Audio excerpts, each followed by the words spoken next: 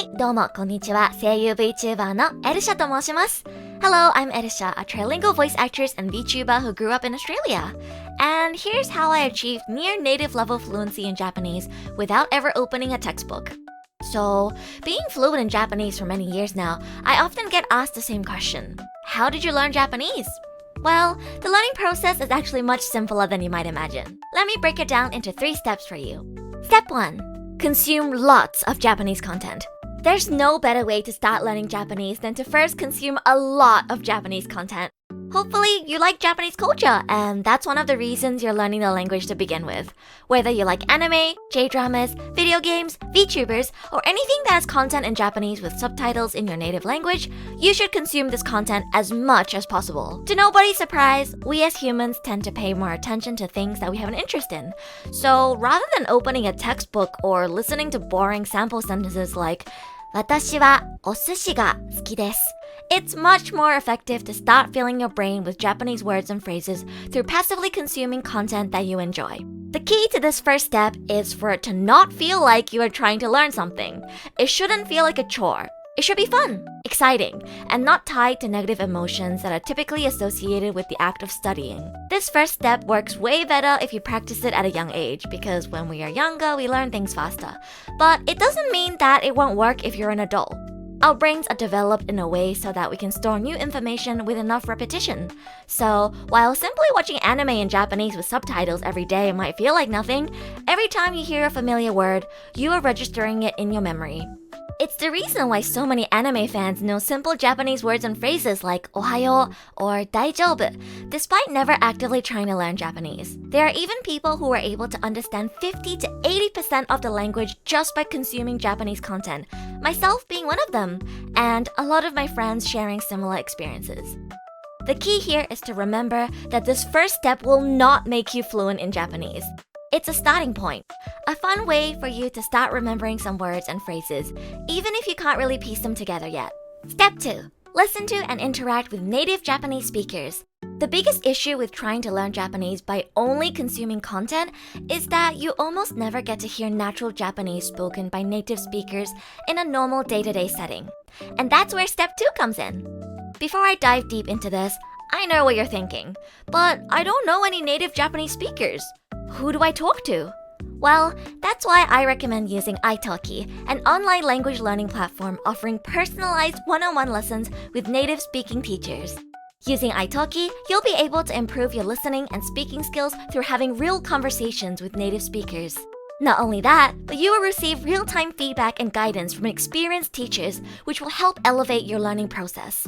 With italki, you'll be able to immerse yourself in a wide variety of languages and cultures without living overseas, and it offers a flexible and affordable learning environment for those of you who are struggling to find native Japanese speakers in your vicinity. italki Plus AI learning tools can also help you keep track of your lesson progress with your teacher, and you can get a 1-month free trial to try them out now. Here's some footage from an actual lesson that I took with a Japanese teacher on italki, Michi sensei, who helped me with refining my use of keigo, polite speech, and also taught me some useful phrases to use when writing Japanese emails in a more professional setting. こういうプロジェクトあるんですけど、やってくれますかって聞かれて、Hi, thank you very much for reaching out ってから始まるんですよ。でも日本語だとそのまま翻訳するとダメなんだよね。なんか翻訳するとどうなるんですか？なんか連絡ありがとうってなっちゃう。カジュアルで、でも英語だといいんですよ、それが。Thank you very much for reaching out って十分なんだけど、日本語だとやっぱり連絡ありがとうだと思う友達と喋ってる感じになるから、ご連絡ありがとうございますみたいな。それでいいですね。はい、ご連絡ありがとうございます。でも確かになんか、すごい丁寧な時ってなんか go とか o とかそうですね。つけますよね。それってなんかつけてますか？つけれる？なんかいつつけたらいいのか、つけないのがいいのかがわからなくて。そうですよね。なんか go も o もどっちもありますしね。そう。なんかお箸とかお寿司とか、なんかつけるべきか、普通に寿司って言えばいいのかわからなくて。でも、つけた方が、丁寧ではあります。To This was really helpful because while I'm already fluent in Japanese, I really only know how to speak well in a casual setting. I'm not used to doing business in Japanese yet, but being able to would bring me so much more opportunities. So I'm really glad that I can take lessons on italki to help me with that. Click through the link below in the description now to start your language learning journey with italki. The first 50 users will be able to buy $10 and get $5 for free for your first lesson using my exclusive promo code erushaVA. By listening to native Japanese speakers, you will slowly pick up on the natural pitch, accent, and intonation of the Japanese language, which will greatly help in making your Japanese sound more native-like. Engaging in conversations or even just listening to native Japanese speakers can also allow you to pick up on common grammar patterns, phrases, and words used in day-to-day life. Things like そうですね, and はい might already be in your vocabulary, but you will learn how to use them in conversations in a much more natural way once you have more interactions with native Japanese speakers who will often use these phrases while speaking. One of the biggest things that helped elevate my Japanese skills from I can understand a bit of anime without subtitles to wow, I can actually have a conversation in Japanese was listening to Japanese podcasts. Unlike watching anime, J-dramas, and other forms of content that are scripted, podcasts tend to flow more naturally as if you're listening to a regular person talking. This makes podcasts a perfect learning tool for those who want to train their listening skills before trying to engage in conversations with native Japanese speakers. The key to step 2 is to take all the random words and phrases that you picked up on in step 1 and start trying to tie them together into coherent sentences by filling in the blanks as you listen to native Japanese speakers. I remember when I was listening to a podcast and one of the hosts said, 俺は活発な女の子が好きかな. And at the time, I didn't know what 活発 meant, but I knew other parts of the sentence. 俺 is a way to refer to yourself. 女の子 means girl, and 好き means like. So I kind of filled in the blanks in my brain, and I was able to figure out that 活発 must be some sort of descriptive word that can describe one's type in women. So I tried typing it on my Romaji keyboard in Google Translate, and that day, I learned that 活発 is a word used to describe someone who is energetic. Not only that, but this random sentence in this podcast also subconsciously helped cement the idea that na is often used as a particle after an adjective, and that kana can be used at the end of a sentence rather than desu in a more casual setting. And I learned all this with limited Japanese knowledge at the time, without taking any formal Japanese lessons. I was subconsciously, and sometimes consciously, learning new grammar patterns, words, phrases, and speech patterns just by listening to native Japanese speakers engage in conversation. This second step is very important because while something like anime is good as a starting point, it oftentimes features quirky characters with exaggerated speech patterns, which you need to be aware of. Otherwise, you're gonna end up sounding really cringe. Listening to and engaging with native Japanese speakers helps you to learn and recognize what natural Japanese sounds like, which will add on to your existing knowledge and help further enhance your Japanese skills. Step 3. Use Japanese as much as possible. This is arguably the most important step, and the one that a lot of people seem to struggle to push through with. So, as somebody who often gets told, you basically sound like a native Japanese speaker, here is my biggest piece of advice. Don't be afraid of speaking Japanese, even if you feel like you're not good enough to speak yet. If you're embarrassed and ashamed of making mistakes, it's going to be very difficult for your speaking skills to improve. In my experience, the people who I've seen improve the fastest are those who are not afraid to use the language they are currently learning, but are excited for any opportunity they get to use it. I was the same. Whenever I came across a Japanese transfer student, my eyes would light up and I would immediately jump over to befriend them and start speaking in Japanese.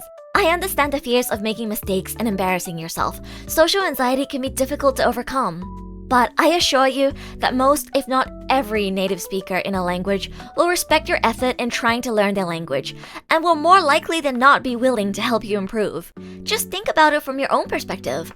Would you make fun of someone who's trying their best to learn your native language? Wouldn't you instead be happy and proud to see someone trying to learn your language? Exactly. That's how most people feel, so there's no need to be afraid. Just go out there and speak as much Japanese as you possibly can. Lastly, here's some content I recommend for learning Japanese. Of course, watching anime, especially slice of life anime and series with a more casual day-to-day life setting. You want to watch shows that use simple vocabulary, have clear pronunciation, and have an everyday setting so that it's easier to follow and learn from. For example, Teasing Master Takagi-san, Nichijo, and Yuru Camp. Watching Japanese variety shows and YouTube videos can also be very helpful. One of my biggest recommendations is watching clips of Japanese streamers and bilingual streamers. With the rise of VTubers in the past 5 years, the internet is now filled with translated clips of Japanese VTubers that you can use for your Japanese learning journey. What's better than enjoying a cute clip of Inugami Korone or Usada Pekora while learning some new Japanese vocabulary? I've also had a lot of my viewers who are learning Japanese tell me that they've picked up on words and phrases from watching my live streams, since I tend to switch between Japanese and English quite often. So, dropping by my live streams might also be a way to enhance your Japanese abilities. Another one of my biggest recommendations is listening to Japanese podcasts.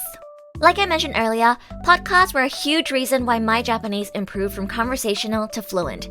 If you're a fan of anime, you're in luck! Because recently, anime production teams have been uploading their podcast episodes featuring the voice actors in the anime on YouTube, so it's very easily accessible. They do sometimes get unarchived once the anime finishes airing, so do try to listen to them as soon as you can. And if you like listening to my voice, I actually also run a podcast called erushaVA, which currently only has one full Japanese episode, but I'm hoping to release more soon. And submissions to my podcast are always open, so you can send me specific questions about Japanese learning, and I'll answer your question in a podcast episode. I hope my tips and advice have given you some ideas on how you can improve your Japanese in a fun and natural way. And most importantly, I hope I was able to give you the confidence you needed to start speaking Japanese more. 頑張ってくださいね! If you enjoyed this video, please consider leaving a like and subscribing to my channel. I'm a trilingual voice actress and VTuber living in Japan who's fluent in English, Japanese, and Mandarin Chinese. I stream every week, make voice acting videos, and also make Japan vlogs from time to time, so if you're interested, I hope to see you in another video or live stream. それじゃ、またねー!